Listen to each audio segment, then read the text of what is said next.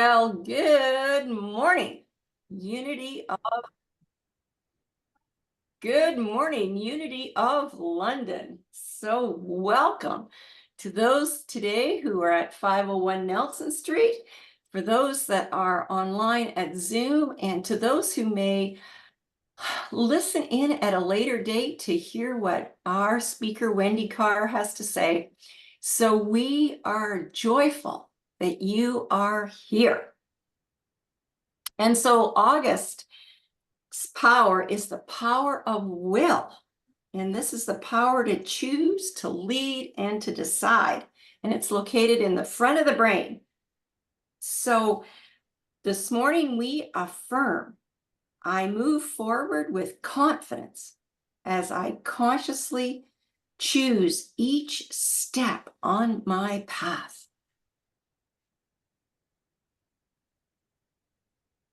So lots of people wonder what unity is all about. And as that wonderful song indicated at the very beginning, everyone is welcome here. Come on in, because this is what we are about: love and joy and kindness and curiosity. That's a big one for me. I'm curious about a lot of different things: growth, self-expression, transformation, and evolving peace. Unity is a positive path to spiritual living. And so what does that mean? What does that mean? Well, if you want to know a bit more about unity, then we need to look at our 5 basic unity principles. So if you'd like to repeat those with me, that would be great. God is good and active in everything, everywhere. I am naturally good because God's divinity is in me and in everyone. I create my experiences by what I choose to think and what I feel and believe. And through affirmative prayer and meditation, I connect with God and bring out the good in my life. I do and give my best by living the truth I know. I make a difference. And so how do you make a difference? Well, you make a difference by inspiring people to make a positive difference in the world. So that can be any way to inspire people. It can be smiling at people walking down the street and not worrying about whether they think they know you or whether they think you're crazy because you're smiling at them for no particular reason. Just smile at them anyway. So you can be the change that you want in the world. And of course, at Unity, we also provide fellowship and education for spiritual seekers of all walks of life, all faith systems, anywhere, anyone. And so today, Sylvia is praying with anyone at 501 Nelson who would like prayer, and she will be in the fellowship room by the orange stairs. So if there's anything heavy weighing on your heart, just go and pray with Sylvia. Or if you want to celebrate and you want a prayer of gratitude, go and pray with Sylvia. If you are online, you can send me a chat and you can pray with me later on. So also too, just a reminder, every day during the week, Mondays through Friday at 9 a.m., the prayer chaplains are online. And please join us for our prayers, our morning prayers. They are very powerful. And we have been doing this now for 4 years, since 2020, 5 days a week. So it is a gift for the prayer chaplains, and it is certainly, I believe, a gift for the people who participate.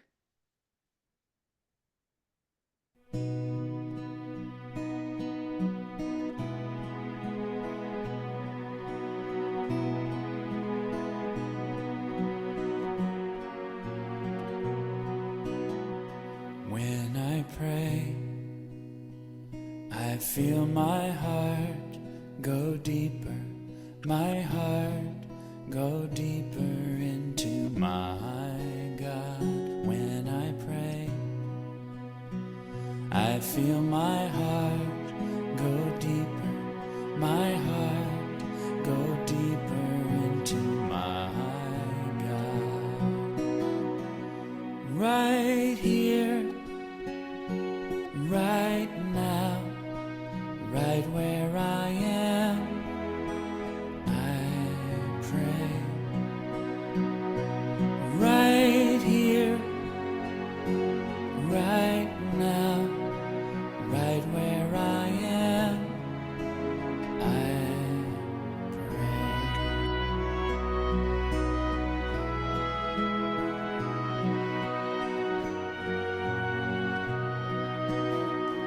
When I pray, I feel my soul go deeper, my soul go deeper into my God. When I pray, I feel my soul go deeper, my soul go deeper into my God. Right here, right now, right where I am, I pray. Right here, right now, right where I am, I pray.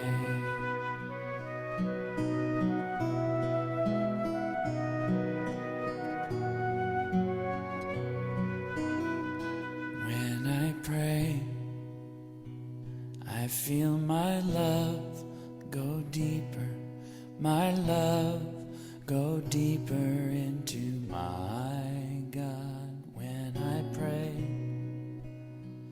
I feel my love go deeper, my love go deeper into my God. Right here, right now, right where I am, I pray. Right here, right now, right where I am, I pray. Right here, right now, right where I am, I pray. Right here, right now, right where I am, I pray.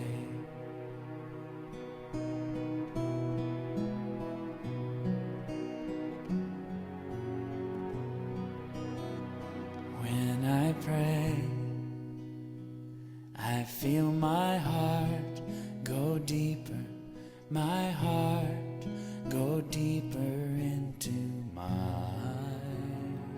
God.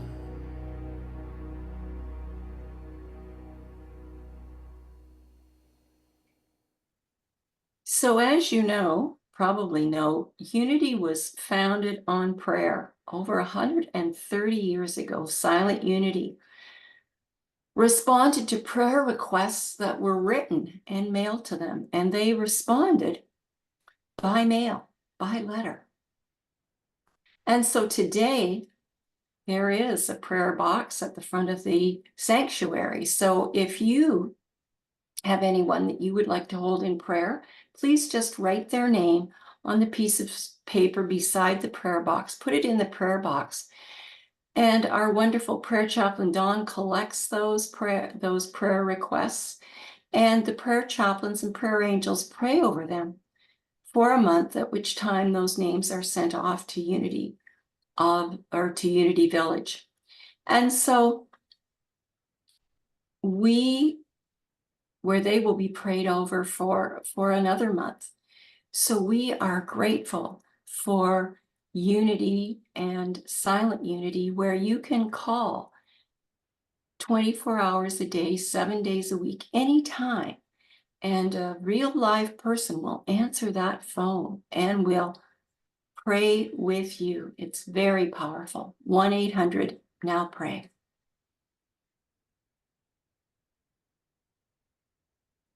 And so this morning, let us right here, right now, go into prayer. So if you just make yourself more comfortable in your seats and close your eyes if you wish. And let's just make that conscious connection to the divine spirit within us. And as Daniel Nahmod in that last song so eloquently said, when I pray, I feel my love go deeper. That is what making connection with God is all about. And so we are grateful this morning to spend this time with our Unity community. And we bless everyone attending all spiritual gatherings, knowing that there are many paths to the one God. We bless all those watching online, those at home, and those who will watch later. And we call forth that divine power of will and its companion power of understanding within each and every one of us, knowing that we make decisions that are grounded in our positive nature and expect them to unfold with perfect, joy-filled outcomes. This morning, we pray for peace in the Middle East and all around the world, knowing that peace begins with us. We lift up anyone who is experiencing any challenges, trusting that the highest and best is unfolding for them, and that the love of the divine spirit is surrounding them right now. We take this opportunity to hold anyone that you wish in blessings and prayer, and to speak their names quietly into this space.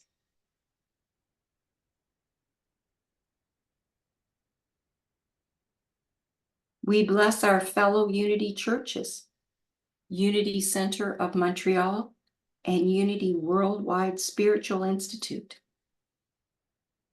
And so as we go about our day doing what is ours to do, may we remember that anytime, right here, right now, you can pray.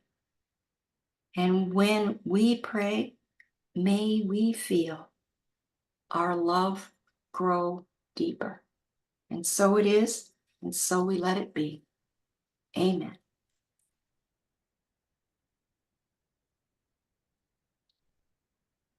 And this morning, we welcome today's platform assistant, Nancy Youngston, for the reading of the daily word, and to welcome our always welcome guest speaker, LUT Wendy Karr. Glory.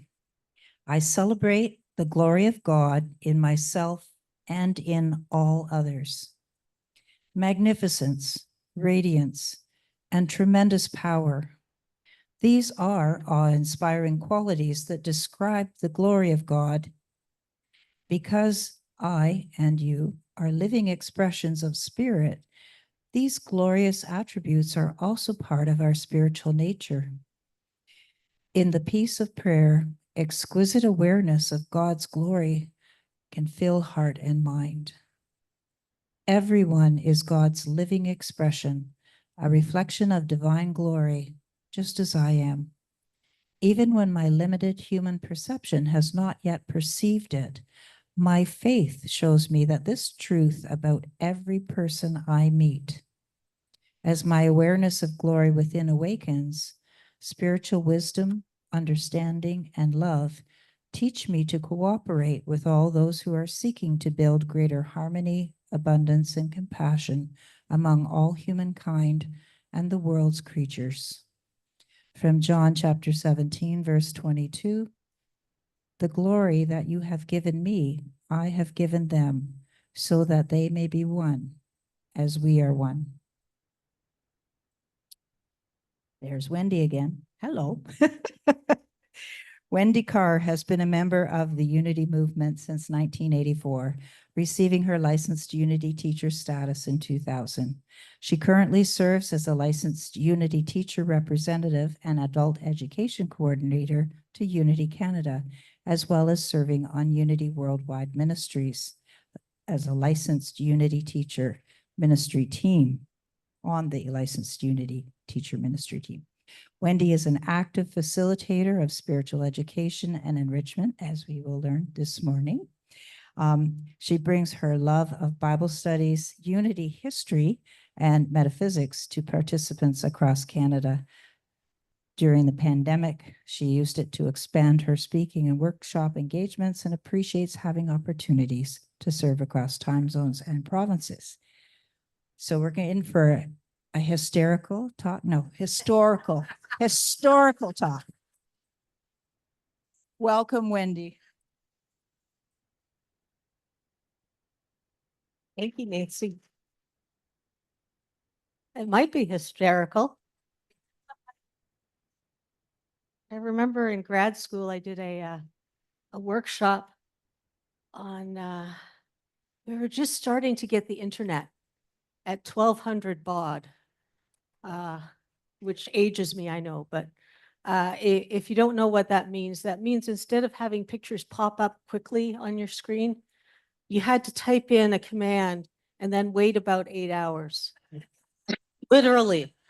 And invariably I get thrown off because I was trying to download some artwork from the museum, from the Library of Congress, and it would literally take me 8 hours. We were so excited the next year when they doubled our speed to 2400 baud, and now it's like 5 gigabytes. Like, you know, it's just crazy. So welcome. I am so glad to be back here in London.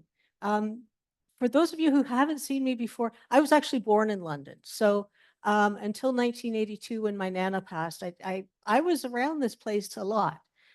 So it's always sort of a homecoming and sort of not. It's kind of a weird arrangement. But anyway. My reason for telling you about the grad school was I did a workshop called the Magical History Tour about how to use computers as historians, because at that point we didn't do the internet. I was the geek of the bunch. So guess what? You're going to get some geekdom again today, just because. So birthday blessings to the Fillmores. So our co-founders, Charles and Myrtle, were both born in August.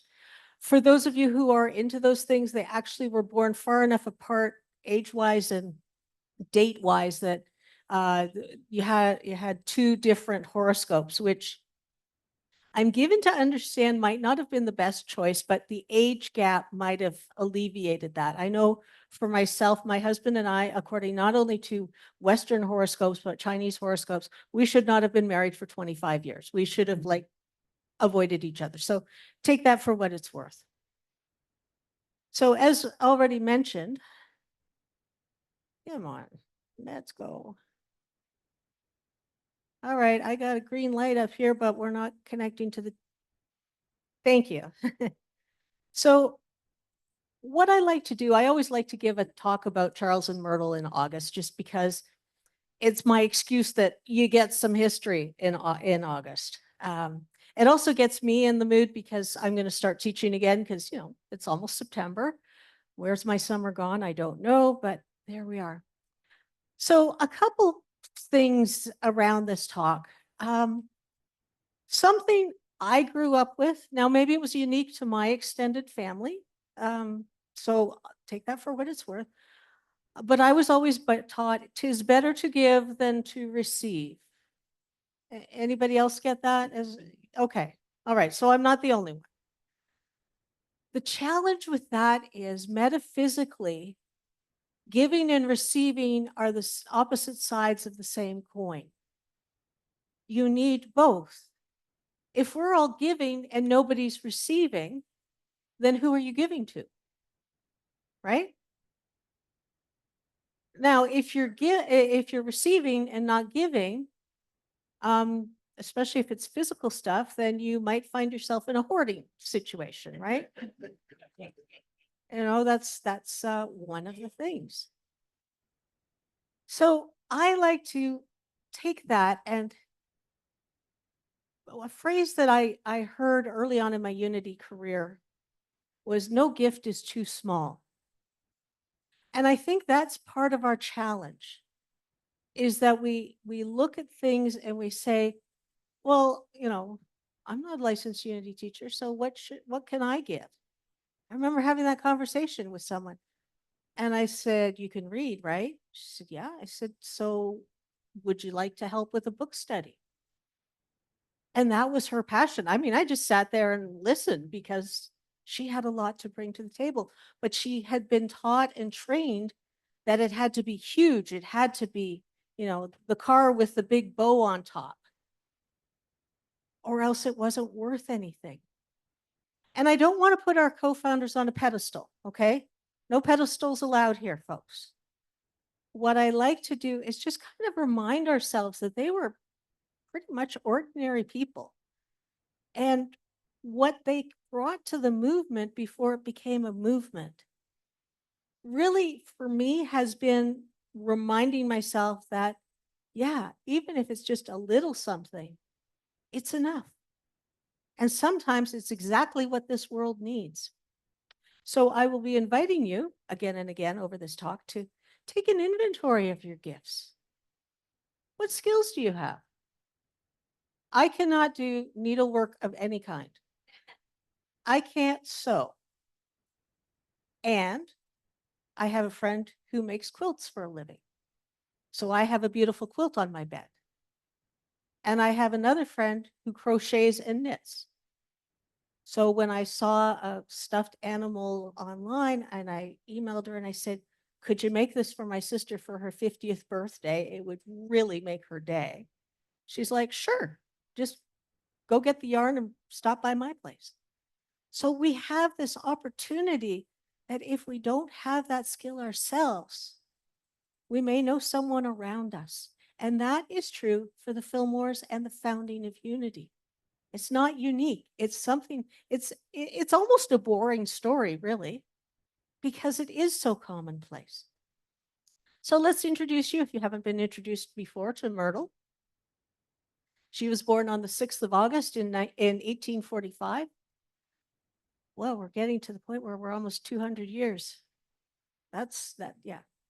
So Myrtle, and I'm going to give this really short because I got a lot to say and I don't want to waste it on biography. But what's important to know is that she grew up in a family where the common statement was, our family has tuberculosis in it, you're going to get it, you're going to die young, don't make any plans. She also lived in a time where women's choices were very limited. Mother, nurse, teacher. Now, if you became a mother, the other two were out of your options. And in fact, I did some research, and there was a point in Canada and the US where in your contract, it would say that the local board of trustees for your school district had the right to vet out any gentleman caller who might want to, go for a Sunday afternoon drive with the horse and cart and stuff. And further, as soon as you got married, or in some cases, as soon as you got engaged, your contract was terminated. That's a hard one for me to swallow. That just boggles my mind of not having those choices. But what Myrtle had was a desire, even as a young person, to teach. In her later years, she asked the question, who will take care of the children, meaning the children in these Unity communities that were growing all across the States and into Canada and elsewhere. So she brought this desire to take care of children to our movement. our next person. Charles's mother, Mary, known colloquially as Grandma Fillmore. Grandma Fillmore's importance is not what she brought to the teachings, because she wasn't too sure about these teachings that her son and daughter-in-law were engaged in. But because Mary's husband deserted her and the boys, 2 of them, she quickly gained the skills to figure out how to take a small plot of land and feed them, how to take the dressmaking skills she had and make clothing for other people and make money. So when I went through school, the ministers would live on grounds for 2 years and be in seminary. And you would hear people say, oh my goodness, I need Grandma Fillmore right now, meaning I need someone to do all those earthly things, the cooking, the cleaning, the laundry, taking care of the kids. All of those things that Grandma Fillmore did in the early days of Unity to support Charles and Myrtle so they were free to pray for hours on end or to do the letter writing that was mentioned with the Daily Word by Wilda. So she's, behind the scenes, but she's a very important person in terms of gifts. And Charles, he was born on the 22nd of August, 1854. So 9 years younger than his wife. Made for an interesting dynamic because Grandma and Myrtle were very close in age. And so there was this interesting dance that the 3 of them did all their lives. Now, he had an injury as a child, which led him unable to go to the local school, such as it was. So he was homeschooled. Never went to college. Myrtle did go to college. Interesting sidebar. Myrtle went to the college that the lady who taught Charles and her son had gone to. Charles was exposed to the same writers like Shakespeare and great authors and great poets. So when Charles and Myrtle eventually meet, they have an intellectual equality, even though he did not have the same level of formal education. So the 2 of them come out of this idea, he because he's had an injury, she because she's been brainwashed into believing she's going to be sick all her life. And they come to a space after they're married, they've had 2 sons, and the mothers in the audience will confirm what having a kid does to your body when you're giving birth and thereafter. Myrtle is told she has 6 months to live. Well, what would you do with 2 small kids being told you had 6 months to live? You would look everywhere and anywhere for a cure, right? You're not, I won't speak for everybody. Most women I've talked to said, no, I would be fighting with everything I had. So she goes to a workshop or a lecture rather, and she hears this phrase, I am a child of God and therefore I do not inherit sickness. Can you hear the mic drop? The boom of all of the beliefs she had been taught as a child being blown up by that one sentence. She goes home and she starts working. And what she starts working on isn't what anyone's really told her what to do, or if they told her, we have no record of who told her. But what she does is she starts asking her body's forgiveness for thinking badly of it. And then she spends time blessing her body. And in the span of 2-3 years, somewhere in there, she has her 3rd child and lives another 40 or so years. Now, I don't know a lot about medicine. I don't pretend to. But to me, if you go from a terminal diagnosis to carrying a child full term, something's really good with your body, right? I think that's a fair statement. So Charles, being a very intellectual guy, man after my own heart, because I tend to be too intellectual. Charles is watching. He sees what's happening to his wife. He sees that she is getting better. And he starts reading. He was a voracious reader. He starts reading and he realizes there's contradictions and one person's saying this and the other person's saying that. And his comment is, in this Babel, I will go to headquarters. If I am spirit in this God they talk so much about his spirit, we can somehow communicate or the whole thing is a fraud. So because Charles didn't have a formal education, he did a whole bunch of different tasks. He worked in a bank. He worked in a grocery store. He worked as a printer's devil. He did what he needed to do to make sure there was food on the table for Myrtle and kids and himself, and that they had a roof over their head. So in this, as they're exploring, they both have had an aha, but they've come to it from a different way. And that's what I mean about no gift being too small.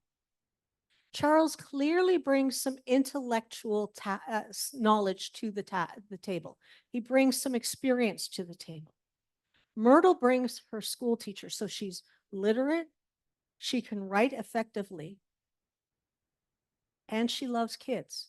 Although I suspect there were times that her own kids probably got under her skin a bit because, that's what kids do, right? So my next question is, am I willing to share these gifts with the world?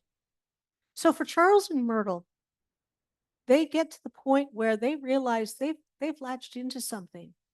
And I only recently discovered a whole bunch of things.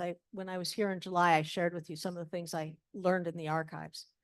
One of the things that I also learned was that the evangelical movement grew up around the same time. The last half of the 19th century in America, the USA, was really interesting for religious ideas and formations. And there's like the two extremes really are growing at the same time. And what I find interesting is they're basically on the same pathway of how do I get a deeper relationship with God as I understand God to be?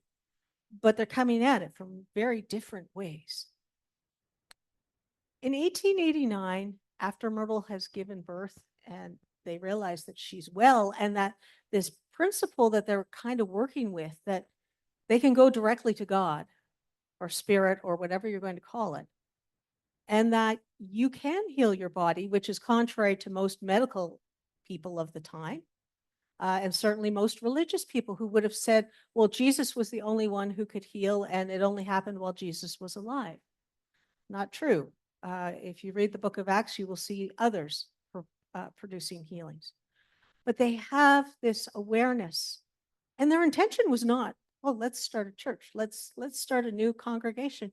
No, their intention was that let's share this with the world. Let's share these principles and have people go back to their own ministries and share them, and kind of like another reformation of how church could look, not unlike what we're going through right now with Zoom and in person and hybrids and all sorts of things. Charles quits his job as a real estate person and he publishes a booklet called Modern Thought. And that's where we date our founding from. 1890, they founded Silent Unity, or the Society of Silent Help. In 1891, Charles names the organization or the movement Unity. And in 1892, this is like one of those banner years, they wrote their covenant. So am I willing to share these gifts? Well, this is Charles and Myrtle's answer. The dedication and covenant. We, Charles Fillmore and Myrtle Fillmore, husband and wife, hereby dedicate ourselves, our time, our money, all we have and all we expect to have, to the Spirit of truth, and through it to the Society of Silent Unity. It being understood and agreed that the said Spirit of truth shall render unto us an equivalent for this dedication in peace of mind, health of body, wisdom, understanding, love, life, and an abundant supply of all things necessary to meet every want without making any of these things the object of our existence. In the presence of the conscious mind of Christ, this 7th day of December, Anno Domini 1892, signed by the two of them. This was their dedication. No one that I have been able to find or anyone else has been able to find knew about this document until it was found in Myrtle's papers in 1948, so 17 years after she passed. But this was their statement about, yes, I am willing to share. And I hope you can kind of hear the legalese almost of this. We'll dedicate ourselves, and this is what we will receive. We will give we will receive. Like I said, it's two parts of the same. So my next question is, how do these gifts align with the gifts of people in my circle? Charles and Myrtle suddenly found themselves with people being attracted to them. I'm sure, I hope that you have had an experience where you have perhaps been invited to a Unity event. Perhaps you've been here on a Wednesday night with Jim and the band, and something clicks, something draws you into this place. Charles and Myrtle started having prayer services in their home because there wasn't a Unity church to go to. And eventually it just kind of grew as people heard word that there was this couple over on Ellis that were having healings, that were having remarkable results from their prayers. Eventually they get the Unity Track Society on McGee Street. They're sharing the message. Now, it wasn't a huge project right away. It's described that when they had enough money, they would go buy some paper and buy some ink and print off what they could until they had enough money to do the next round of printing. One of the challenges with that, of course, is that the paper was poor quality and some of them have disappeared. But this is what they drew. And Charles actually is bearded. He's the gentleman. Where's my laser?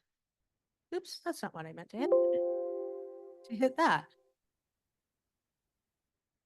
So the gentleman in the dark jacket, sort of in the middle, that's Charles. He was bearded in the early days of his marriage. I don't know what Myrtle had to say about that. But when he shaved for a talent show, he never went back to having a beard. So I suspect Myrtle might have preferred the clean shaven Charles. By the 1920s, so 40 years in, not even, we have this conglomeration on Tracy Avenue between 9th and 10th Street. The only building that is left is this one. Everything else is gone. It's really weird looking at that. But by the 1920s, the Fillmores had kind of given up on the possibility that this was just going to be a reformation of churches generally, and accepted the push from the field, from those who had found their teachings, to say, we want this to be our primary spiritual path. So we have publishing, we have a garage for the trucks that they had. We have on the corner the Unity Inn, one of the first vegetarian restaurants in Kansas City. Now it was segregated, but that's a whole other story because Missouri was a slave state, which is, as I say, a whole other story for another day. But that brought people into the Unity movement because they came to eat and they discovered there was a message that could go with it. They discovered there was a church next door. They discovered there was a thing called Daily Word that started in 1924. That's the centennial of Daily Word this year. So we have these stories of all these people coming in, some of them metaphorically on their knees, others with I need a job. I have these skills. Can you use me?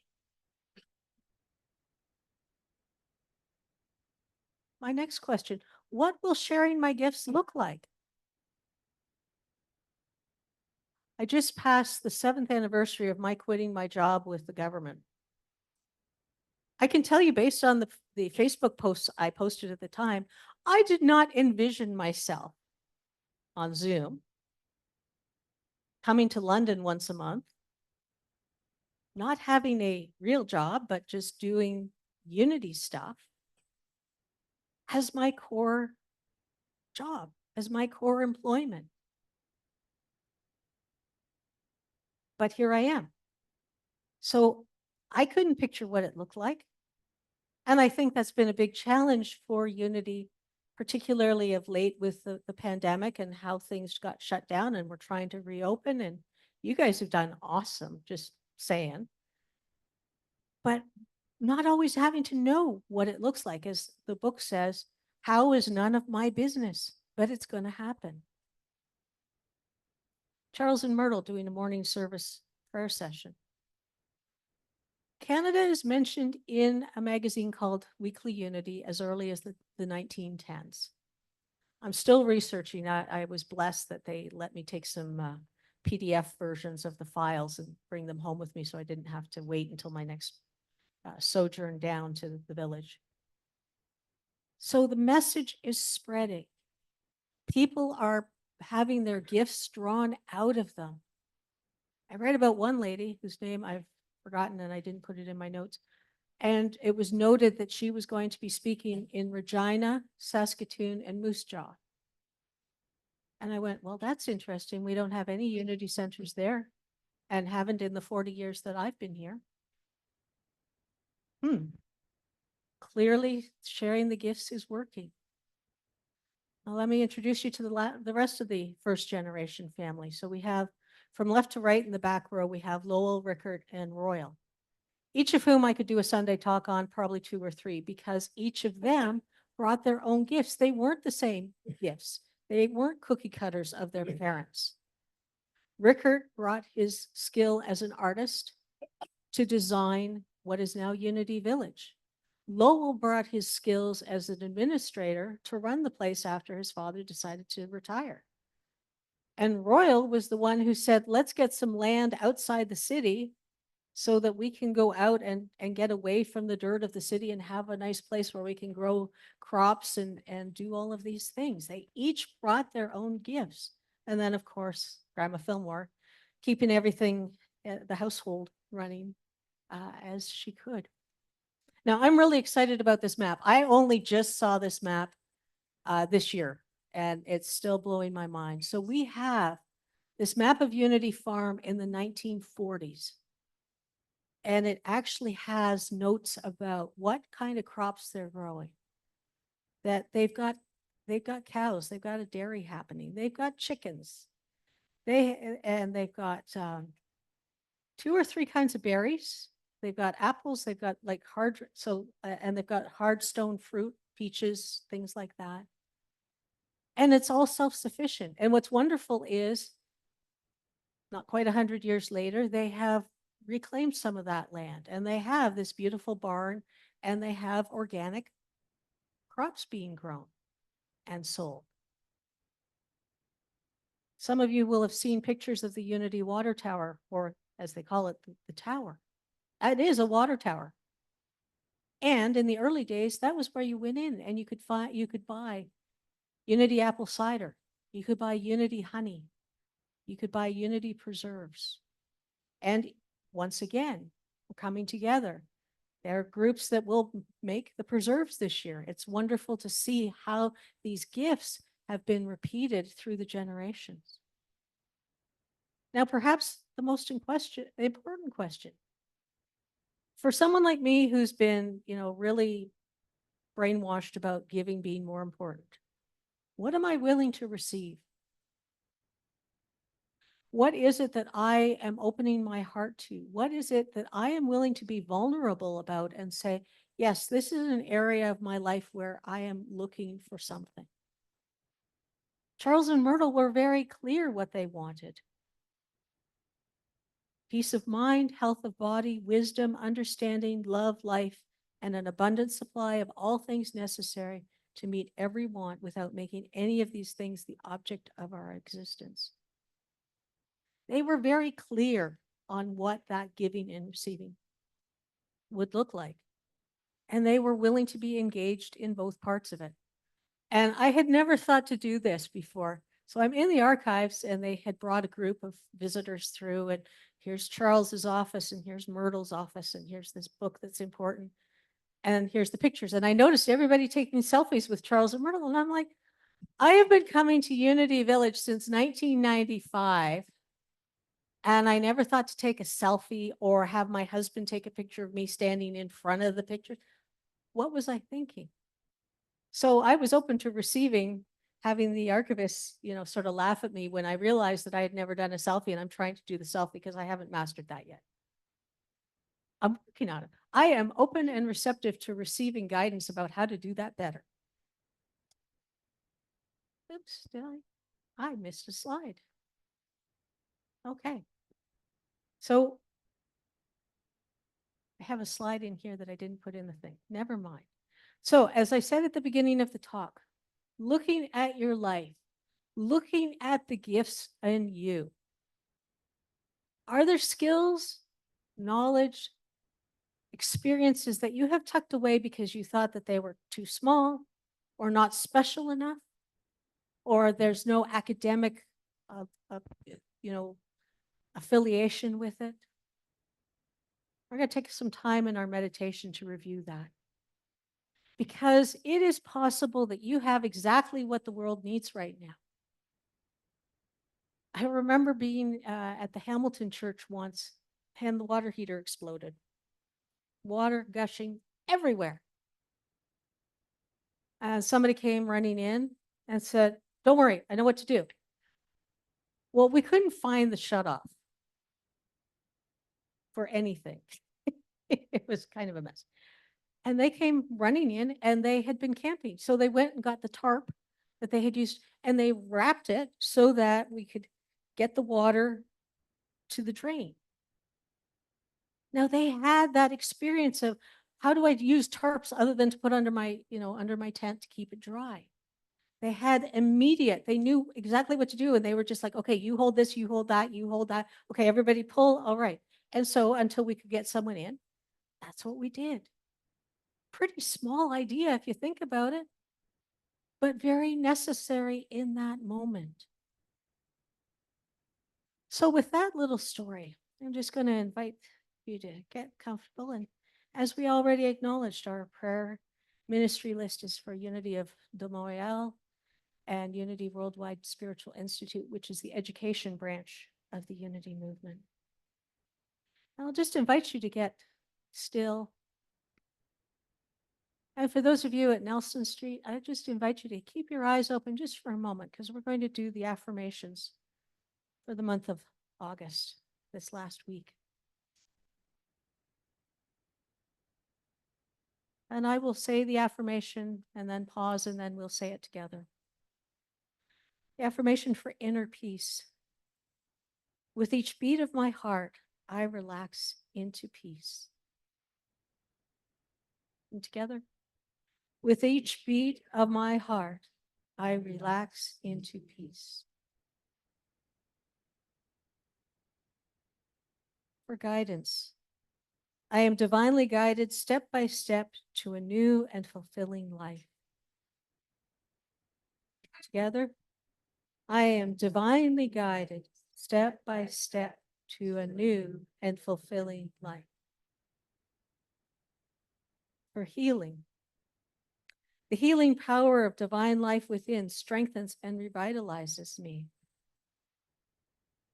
Together, the healing power of divine life within strengthens and revitalizes me. For prosperity, I am connected to infinite, abundant spiritual supply. Together, I am connected to infinite, abundant spiritual supply. And for world peace, I express divine love and affirm peace and harmony for all. Together, I express divine love and affirm peace and harmony for all.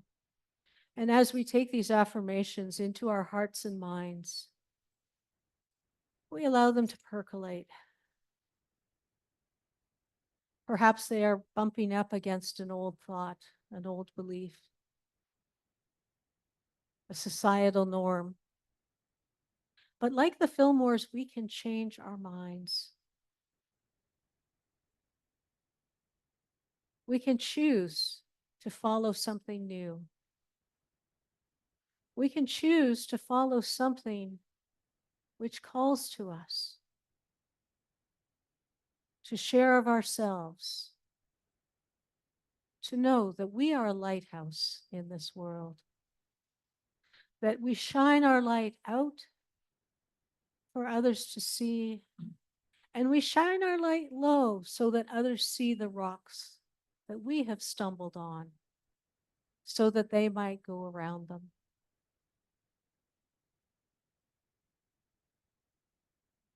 And just breathing into this moment, we take a few moments in the silence to give thanks for our own gifts and to appreciate those of our circle that have helped us to co-create the life that we have now.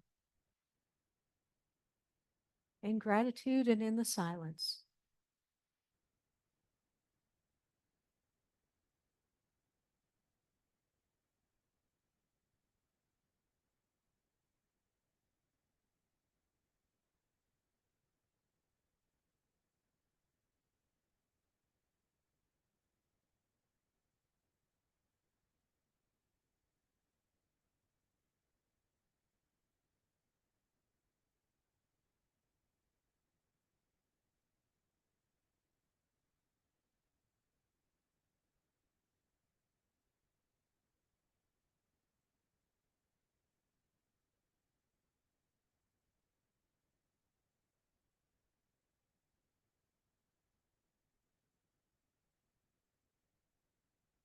And in this awareness of gratitude, of giving and receiving, knowing that it's not a ledger, it doesn't have to balance out.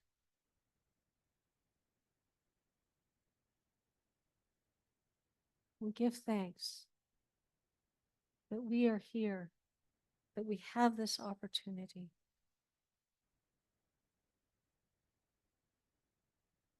And as we go forward, we not only ask, what am I willing to give? But what am I willing to receive? In gratitude, in humbleness, with great love. And so it is, and so it shall be.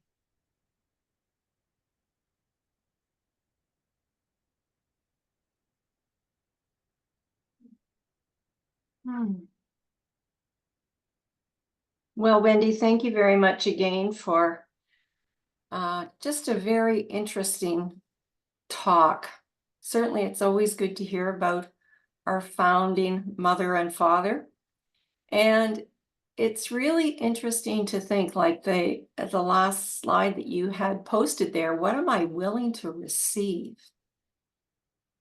Because it's, sometimes we just say, oh, no, I can't possibly accept, you paying for lunch or a compliment, this old thing. Or, but what are we blocking ourselves off to in the bigger world? All of the gifts that we have, maybe we cannot acknowledge in ourselves, just all of the gifts that we do have. So, an interesting question and an interesting introspection for us all. So thank you again, Wendy.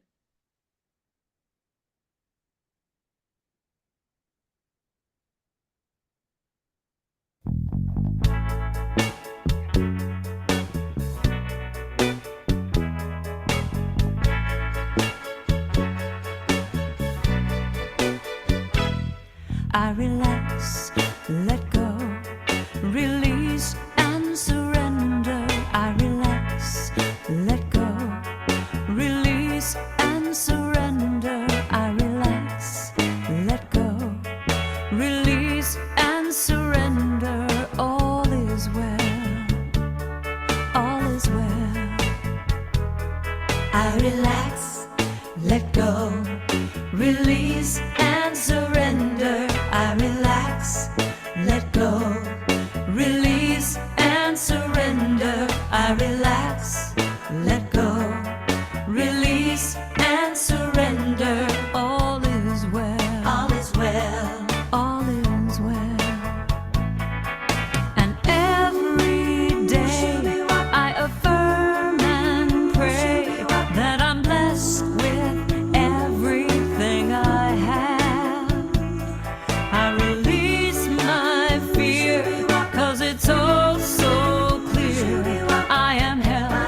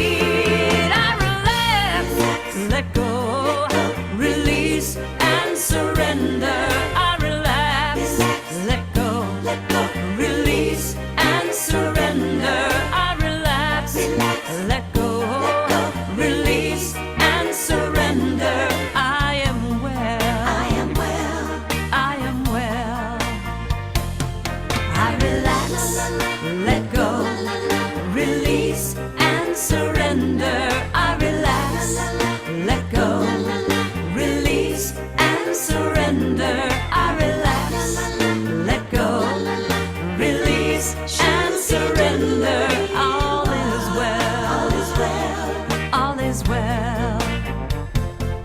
I relax, let go, release and surrender. I relax, let go, release and surrender. I relax, let go, release and surrender. All is well, all is well. I am well, I am well. All is well, all is well.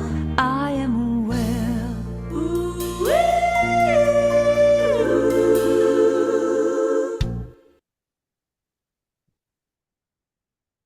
All is well. And so we are grateful to everyone in our Unity community for the time, talent, and the treasures that they provide, that they give to this Unity community. And we affirm that whatever we give comes back to us tenfold. So you may make your donations by check, credit card, debit, using the Tidely site, or you can e-transfer to unityoflondon@hotmail.com. So we are grateful for all of the gifts that you give, and we trust that you are grateful for everything that you receive from this amazing community.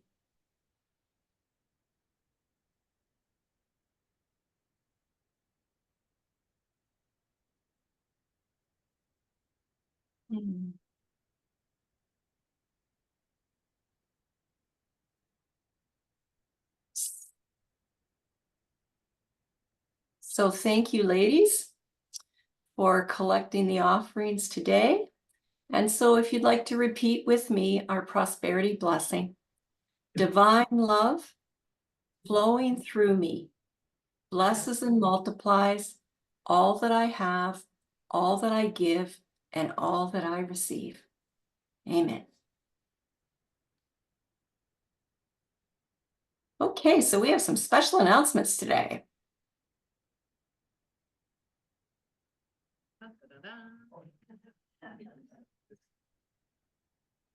All right, so Friday, September the 13th, join us for a beautiful healing concert with Paul Luftenegger and Christina Frith.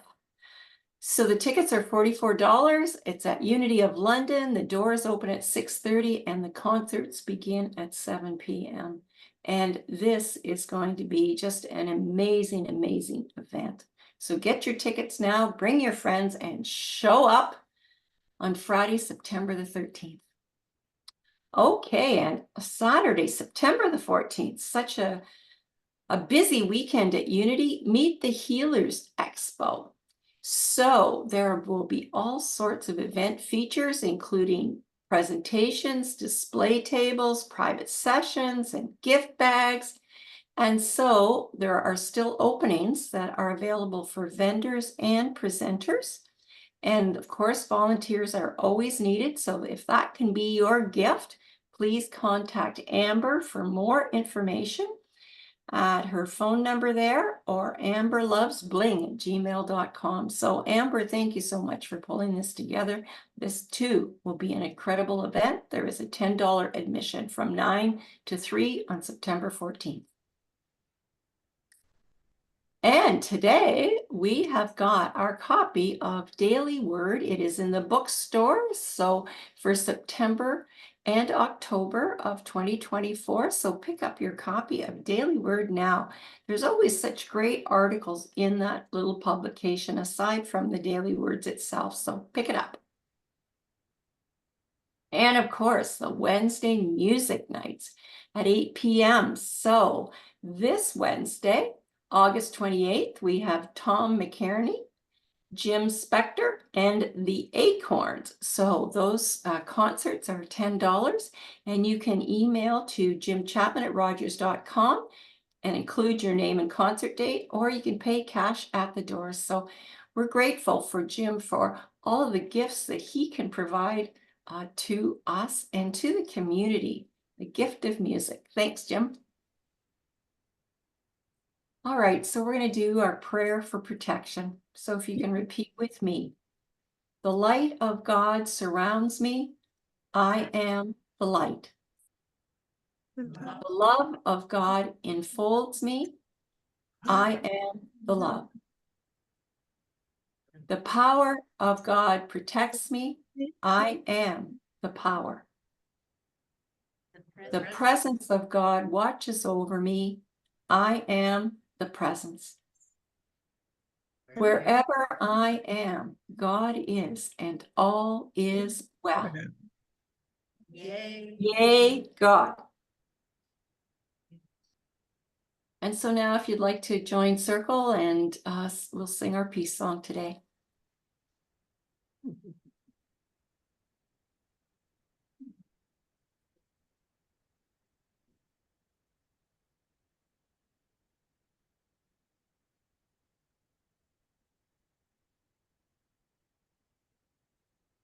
Come together.